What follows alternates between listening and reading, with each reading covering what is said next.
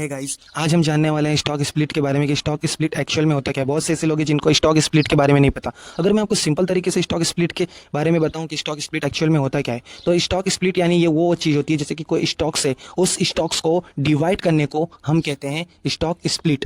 Company किसी भी stock को तब स्प्लिट करती है जब वो ओवर वैल्यू हो जाती है, और कंपनी स्टॉक को स्प्लिट इसलिए भी करती है कि जब कंपनी को लिक्विडिटी की ज़रूरत रहती है। तो ऐसे में क्या होता है, जब किसी भी कंपनी के जब स्टॉक्स की वैल्यू ज़्यादा ओवर वैल्यू रहती है तो उसमें लिक्विडिटी एक्चुअल में बहुत ज़्यादा कम रहती है। तो लिक्विडिटी बढ़ाने के लिए स्टॉक को स्प्लिट करते हैं ताकि और छोटे छोटे जो इन्वेस्टर होते हैं जो कम रेट में जैसे कि उनको वो वैल्यू मिल रही हो वो स्टॉक्स, तो उसमें वो इन्वेस्ट कर सके, ट्रेडिंग कर सकें। हम सिंपल से तरीके में समझा दूं तो जैसे मान लो किसी भी स्टॉक का प्राइस चल रहा है 5,000, और 5,000 को अगर हम उस स्टॉक्स को डिवाइड करते हैं 10 से तो उसकी वैल्यू निकल कर आएगी 500 रुपये। तो ऐसे में 5,000 का स्टॉक्स जो था वो हो गया अभी उसकी वैल्यू करंट कम होकर 500 रुपये।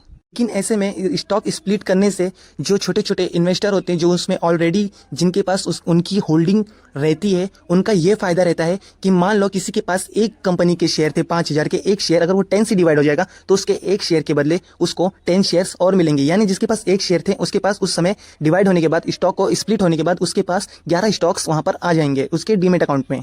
लेकिन जितना उतने अगर उसने एक स्टॉक को बाय करके रखा था, जितनी उसकी करंट इन्वेस्टमेंट उसका वही होगा, सिर्फ उसका बढ़ेगा तो नंबर ऑफ शेयर्स बढ़ेंगे।